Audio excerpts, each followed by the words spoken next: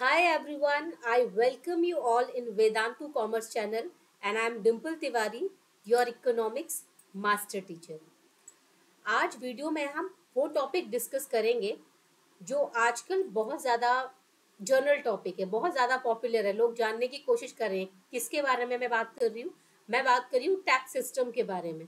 क्योंकि जो भी आपका टैक्सेस जो न्यू बजट में हमको देखने को मिला है, टैक्स स्लैब जो हमने देखा है, लेकिन क्या हमको इसकी हिस्ट्री के बारे में पता है कि कैसे ओरिजिन हुआ इनकम टैक्स का, कौन लेकर आया, कितने अमेंडमेंट हुए हैं और कितने बार हुए हैं।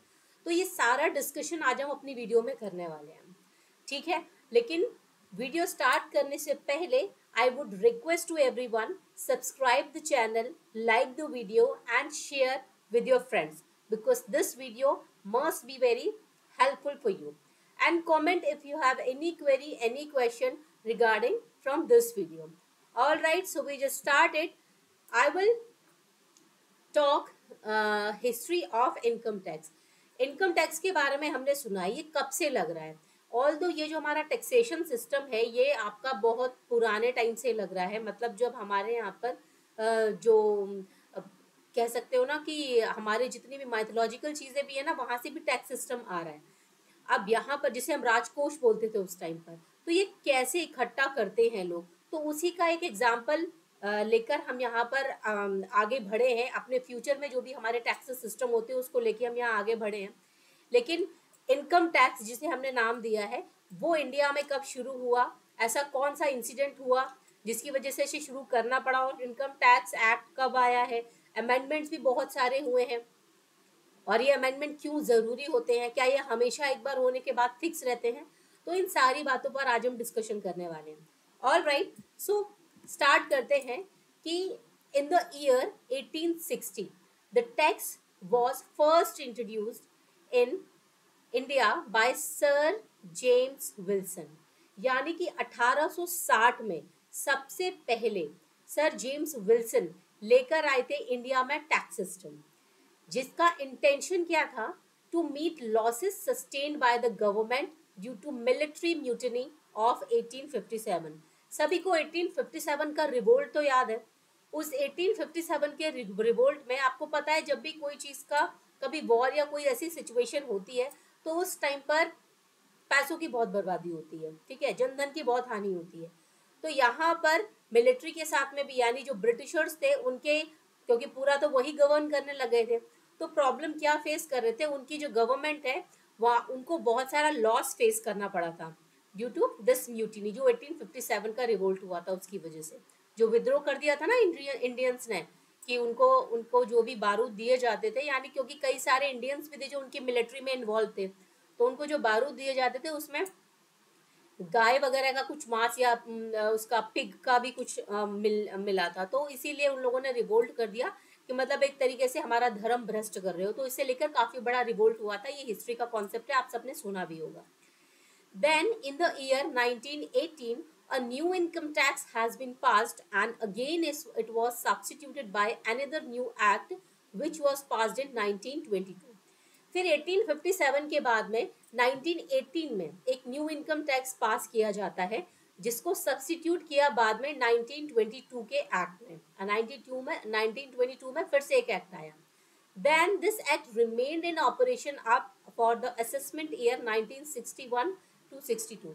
अब इसी पे काम चलता रहा और ये 1961 और 62 में हमें इसमें बहुत सारे अमेंडमेंट्स देखने को मिले, चेंजेस देखने को मिले। In discussion with the Ministry of Law, finally the Income Tax Act 1961 has passed। उसके बाद में मिनिस्ट्री ऑफ लॉ, इन सब का डिस्कशन होने के बाद में फाइनली 1961 में इनकम टैक्स एक्ट को पास किया गया। The income tax act 1961 was brought into force from 1st of April to 1962। अब 1961 में ये रेडी हो गया था, लेकिन 1 अप्रैल, क्योंकि हमारा फाइनेंशियल ईयर वहीं से शुरू होता है 1 अप्रैल से, तो फिर उसको 1962 में इसको फोर्स में लेकर आया गया, मतलब तब से स्टार्ट हुआ। It was applicable to entire India and Sikkim. ये पूरे इंडिया में, सिक्किम में और जम्मू कश्मीर में जिसमें इंक्लूड है, सब जगह पर स्टार्ट किया गया। Then from the year 1962 Many amendments of far-reaching nature were made in the Income Tax Act by the Union Budget each year. अब हर साल, हर 5 साल बाद रिक्वायरमेंट अलग हो जाती है कंट्री की कि किस जगह पर अमेंडमेंट करना चाहिए, कहाँ पर मनी को एलोकेट करना चाहिए।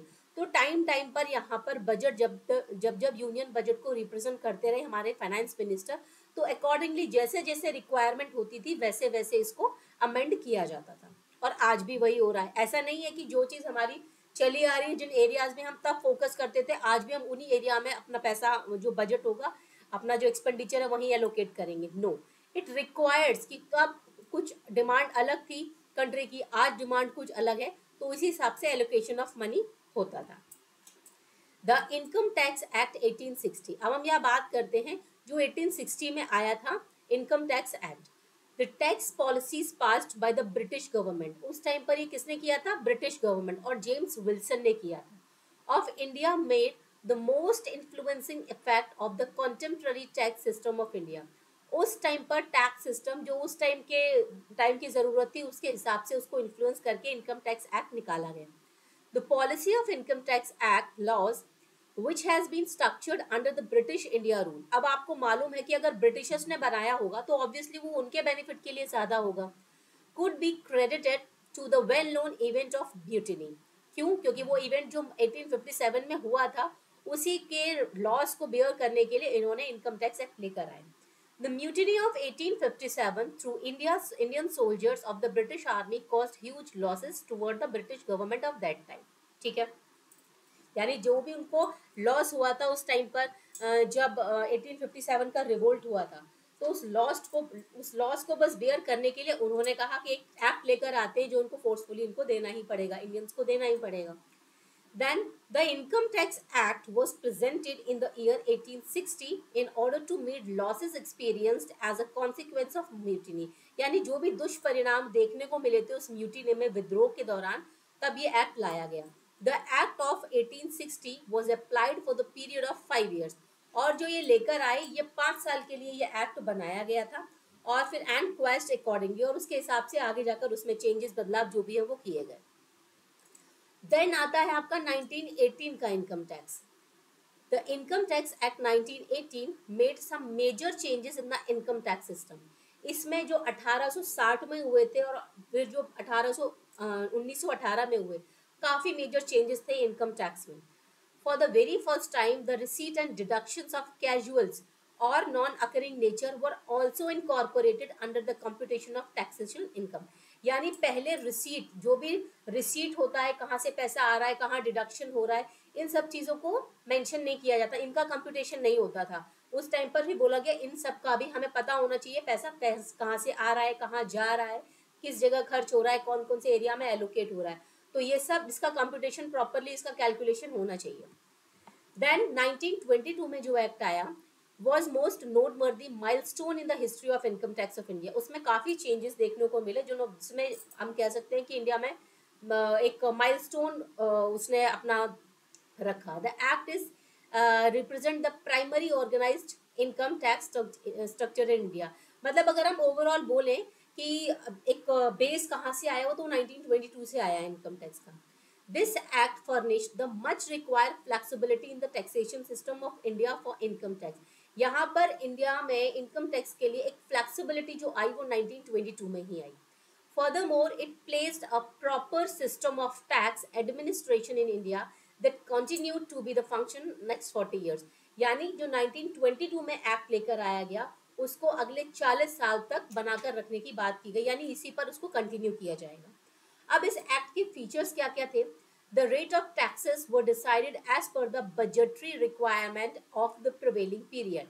यानी उस टाइम पर जो समय चल रहा था, जैसे 1922 की बात है, तो 1922 और 23 का बजट अगर दिया जा रहा है तो उस टाइम पर उसको पूरा बजट में क्या क्या रिक्वायरमेंट है कंट्री की, उस जगह पर डिसाइड किया जाएगा कि यहाँ यहाँ इन एरियाज पे एलोकेशन होगा।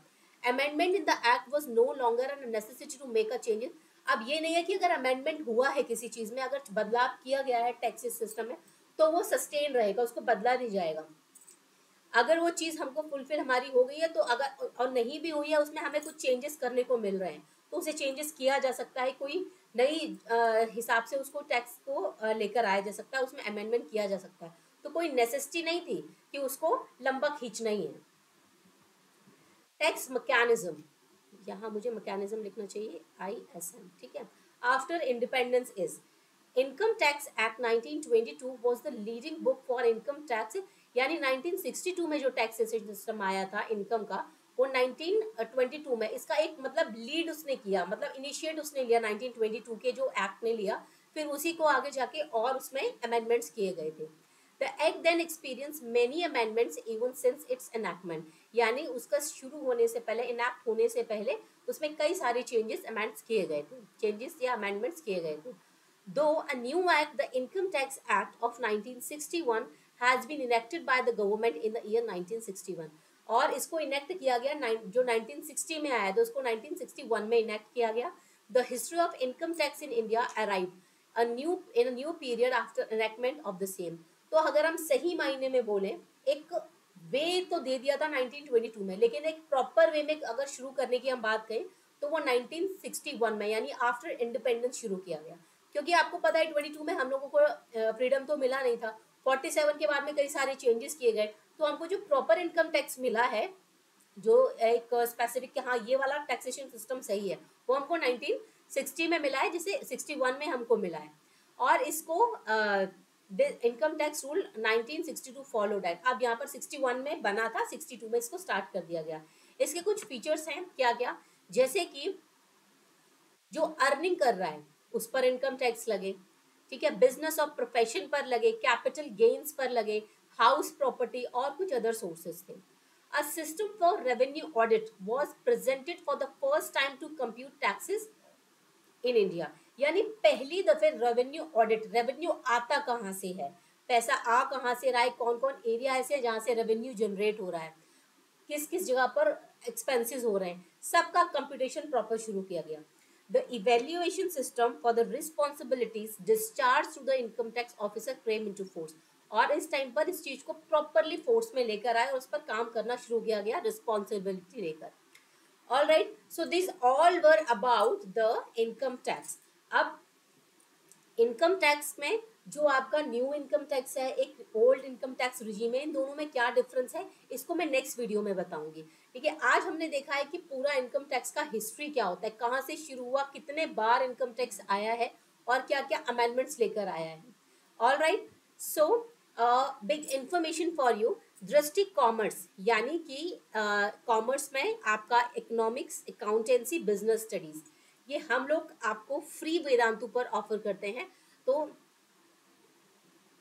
कुछ बैचेस ऐसे हैं जो फ्री हैं आपके, लेकिन अगर आप चाहते हैं फुल इंग्लिश बैच पढ़ना तो आपको दृष्टि कॉमर्स के लिए यानी कि आपको ज्वाइन करना पड़ेगा वेदांतु बैच, जो कि 29 जुलाई से स्टार्ट हो चुका है। बच्चे ऑलरेडी एनरोल कर चुके हैं। अगर आप भी चाहते हैं अपनी प्रिपरेशन को बहुत अच्छा करना तो आप डेफिनेटली ज्वाइन करिए।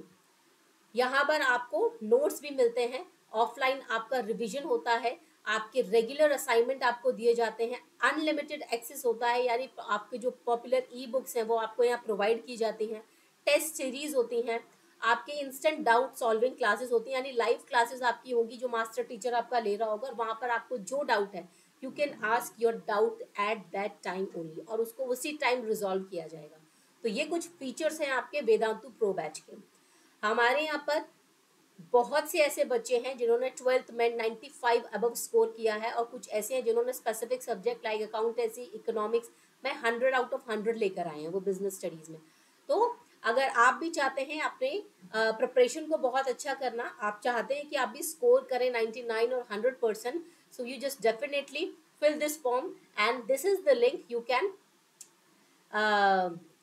you can just fill the form and apply for this. All right, so that's all for today's class. We will meet in the next class with a new topic, with a very interesting topic. So everyone, thank you so much. Till then, keep learning and keep practicing.